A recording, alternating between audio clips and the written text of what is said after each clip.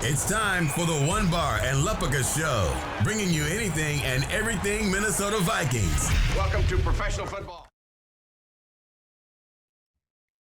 Welcome back to the One Bar and Lupica Show. I'm Lupigas, and there is One Bar again. He's been out in the wilderness. He's been lost. I think he's hanging out with Nostradamus. Who knows? He's been eating his fingers, living off berries and bear shit. How are you doing out there, One Bar? I'm doing great. You know what? I'm out in the boonies, but you know what? They got high life here, so that's all that matters. And it's delicious. Nice. Yeah, it's a damn good, it's a damn tasty beer. Very underrated. So this is our official Week 2 pregame show between the Colts and the Vikings. We got two 0-1 teams. Something has to give this week in Indianapolis. This is the Vikings redemption tour, baby. We are not going to be winless after this week. We're going to be 1-1. The Vikings are going to crawl through 5 football fields full of shit to get their redemption this week. What are you, Andy Dufresne? Hell yeah, I'm Andy Dufresne. All right, so first of all, before we get into anything here about this game, would you rather be 0-1 losing to the Packers or 0-1 with a loss to the Jaguars? Well, let's be very clear. This is a very, very simple answer. I didn't think the Jaguars were going to get a single win all year.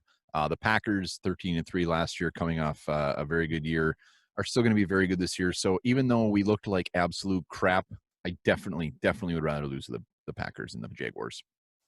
All right. Not emotionally. Yeah, emotionally it's much worse to lose to your division rival, Packers. All right, so I can't believe we forgot this last week. I mean, this is like the staple of our show. It's our heart and our soul, and we absolutely forgot it. But we're going to do it this week. We're going to bring it back hard and heavy right now. It's the One Bar Injury Report with One Bar. Yes, we're going to look at the injuries so far this week for each team. The Colts, we'll lead it off with the Colts. Jack Doyle, tight end, did not practice, ankle and a knee. That is not good news for no way he's playing. Nah, it ain't looking good. Very good tight end. Malik Hooker, safety, did practice today, has been battling a little bit of a tummy sickness. Zach Pascal, limited with an ankle. That'll be one definitely to keep an eye on. Julian Blackman, limited with a knee. Justin Houston, calf, did not practice today. Ooh, that's good news. Hell yeah. Isaiah Rodgers did not practice with an ankle, and Michael Pittman Jr. was limited with a toe. I'm not even going to mention the notes that you have, but Michael Pittman, I have in my notes. Michael Pittman Jr., second-round wide receiver, actually had a decent game last week. He had a couple catches. Vikings. Yeah, for like 20 yards. But we both are very high on Michael Pittman Jr. Love Michael Pittman Jr. Vikings had a couple injuries themselves. Jeff Gladney has a knee issue but was in full today. Same with BC Johnson. And Cam Dantzler did not practice again with ribs. So that will be one to watch because he is clearly our number one corner right now. So that is your One Bar injury report. Beep, beep, beep, beep, beep, and that's the biggest worry is that Cam Dantzler one. Jesus, God, if he can't play. Oof. Well, maybe we'll get to see what we got in our first-round pick, Jeff Gladney, because we sure the hell didn't see it in week 1. Jeff who? Gladney.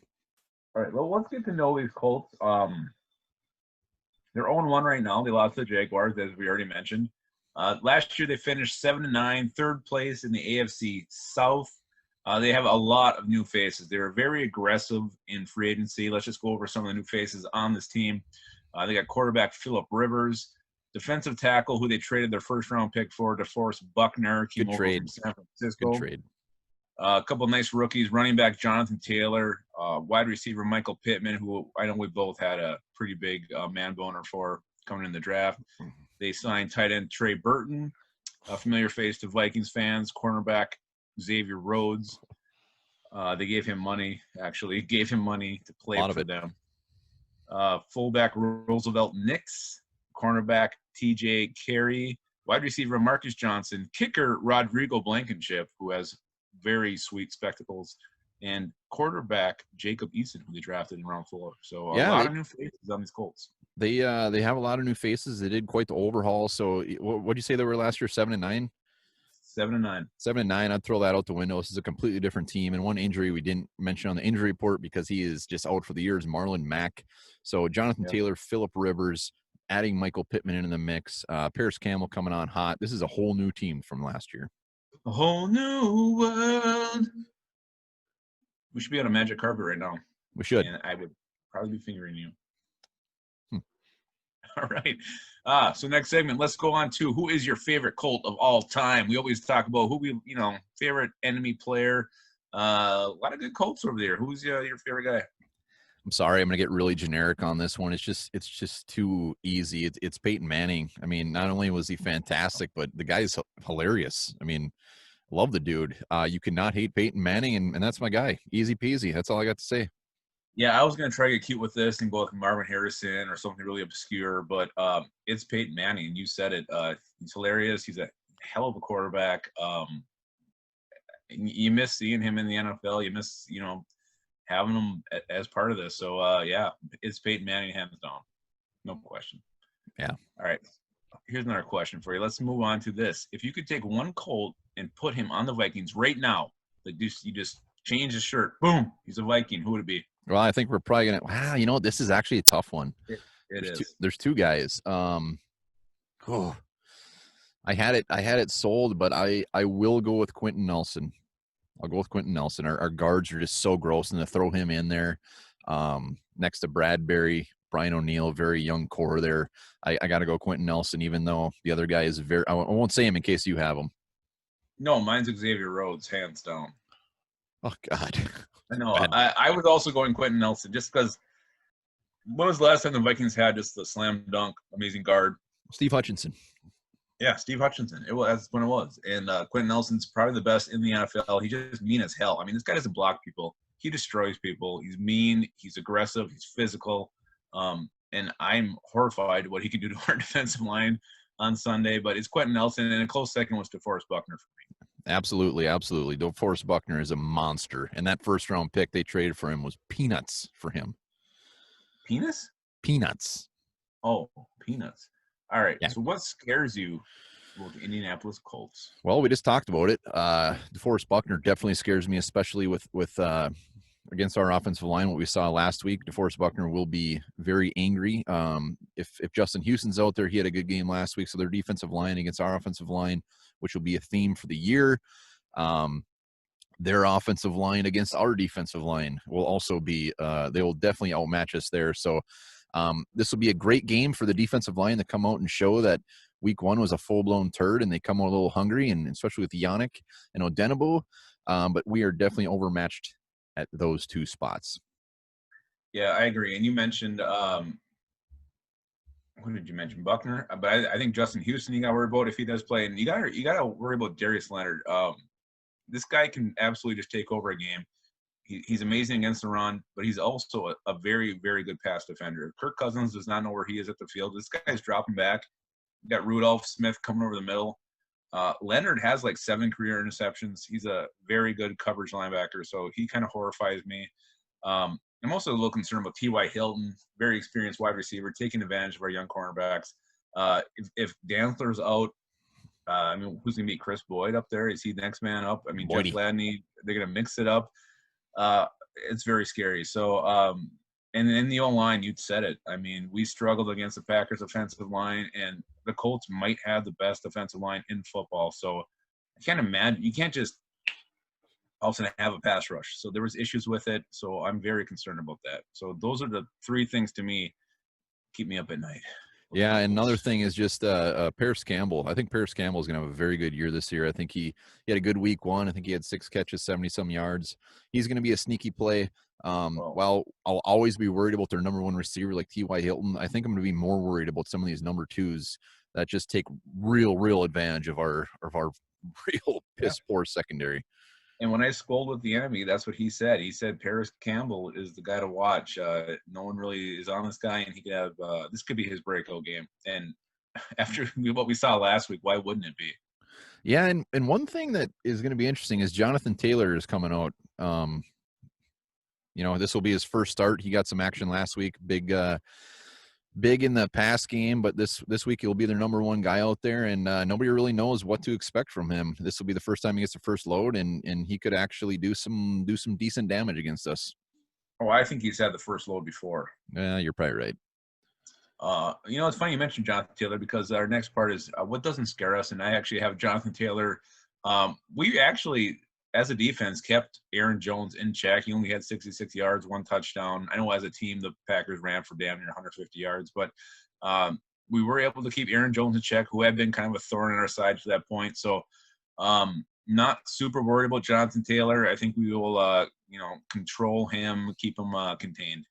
But what scares you or does not scare you about the Colts? Well, kind of like the Vikings, their secondary doesn't scare me a ton. They got a good safety and Hooker, but their cornerbacks, I mean, Xavier Rhodes, we need to just go after him every single damn play. So their secondary does not scare me. Phillip Rivers, he was one of the best, and he can still do some damage. He's not afraid to sling it, but I could see him throwing a good 2 to 3 interceptions as well. So their quarterback situation does not scare me either. Did you read my note? Because you pretty much took all my answers. Well, Xavier Rhodes and Rivers, that's it. Well, I already mentioned Taylor, but I mean, Rivers, Vikings have traditionally done very good against Phillip Rivers. Last year I think he had a couple turnovers, and he will do that. He will turn the ball over, and that could be enough to swing this ball game. And like you said, Xavier Rhodes, if I'm the Vikings, I'm targeting Rhodes, whether he's on Thielen, if he's on BC, if he's on Jefferson, whoever it is, it doesn't matter. Take advantage of Rhodes. You know his weaknesses, which I think is pretty much just playing football at this point. Man, that's not nice. But you got to attack him. Even Rocky Sin, he's only a second-year corner. I think Adam Thielen could have a field day with him as well. And you mentioned Malik Hooker, and how much did they pay for her? I don't get it. She's a hooker. I got it. It was really lame. One thing also that we're not mentioning, if Jack Doyle is out, their tight ends are nothing. I don't even know who they have beyond. Oh, no, they have the old Bear guy, Trey Burton. Yeah, Trey Burton. Like I said, they have nothing. Viking destroyer. I don't even see Trey Burton on their depth chart. I think he's hurt. Oh, yeah, maybe he's hurt. Yeah, he's on the IR. Well, I don't know then. They have Roosevelt Nix. Maybe he'll play tight end. I don't think so. Maybe Dallas Clark will come back. So yeah, to sum it up, really, the only what doesn't scare us is a lot. Yeah, no, for sure. So how do the Vikings win this game? Vikings win this game by coming out, firing that thing, really testing that Colts secondary. They're gonna have to go a little deep. They're gonna be dinking and dunking. They do have some good linebackers like Darius Leonard. So I think they come out firing. I think they come out stretching that field. Using Dalvin Cook early, just going balls out on defense on offense. Because when it comes to our defense, until proven otherwise, I think we're going to give up points every single damn week, even if it is the Colts and Phillips Rivers. So our offense needs to be firing on all cylinders, like going big. Yeah, I think we got to be able to get some pressure up front. I know this is a great offensive line, but the Vikings are also usually a pretty damn good pass rushing team. It was just non-existent last week. Yannick Ngakoue came out and said he was rusty. He admitted it. He wasn't quite ready. He wasn't in shape. Not that 1 week's going to also make him in shape, but I think they're going to be fired up, ready to create that pressure and then create turnovers. Because Phillip Rivers will turn the ball over, and they got to win the turnover battle. Whether it's a forced fumble, interception, I think this is a great opportunity to do that. The run game has to get going. They got to control the clock. The Vikings barely touched the ball in the first half, and when they did finally get the ball on a consistent basis, they were down by like 20 points. So they're going to want to control the clock this game. And they also got to, you mentioned it too, they got to make big plays in the passing game. Target Xavier Rhodes, whether it's Adam Thielen, Jefferson, whoever, Irv Smith. I mean, they got to have some explosive plays in the passing game, and I think Rhodes is the guy you got to target here. So to do all those three things, I think they'll win this football game by quite a bit. Wow, bold statement. All right, so how do they lose? What do they got to do to lose this game? How do they lose? They play exactly like they did last week. Sucked at pretty much everything. They lose by giving Phillip Rivers time. If Phillip Rivers has time, he still has a good arm. He's going to find some of those good receivers open. They lose by just terrified. I mean, we got to bring up Pat Elflein. Pat Elflein coming out. We're going to have a new guard coming in there.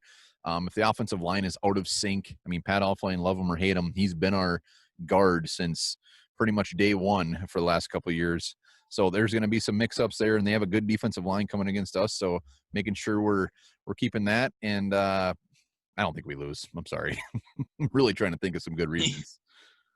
Yeah, and the more I've thought about that, the more I'm on the same boat. But no, yeah, you hit pretty much all my talking points here. If you can't pressure Rivers, he is a Hall of Fame quarterback. He will find the open guy, and there will be open guys. Just the way our cornerbacks played last week, you can't deny it. If we lose a turnover battle, that is not going to help us out one bit. And if DeForest Buckner is destroying whoever our new guard is, whether that's Drew Samia, Ezra Cleveland, Josh Klein, your mom, whoever it is, it's just if he takes over the game from a pass rushing standpoint, or just blows by him and is in the backfield every play, that's a major concern. If that does come to pass, then we're going to be in a lot of trouble. Yeah, and the Colts have a very, very, very, very good offensive line, so we got quite the test ahead of us, and they're going to have to mix it up. They're going to have to get freaky with some blitzes. They're going to have to get Anthony Barr up in their ass because he surely hell was not in week 1. He needs to get some pressures. We need to get pressures early. My mic also just went straight up. Yeah, talking like that. I couldn't help it. Come on, Barr, get in there. I know. God, I don't know. We'll get into Barr more later in the year. I think there's going to be a lot of podcasts about Anthony Barr in his future with this team. Positive ones. I hope so. So that's it. I mean, that's the game. That's the preview right now. We will have our actual predictions. Saturday night, Sunday morning. They'll be around at some point, right?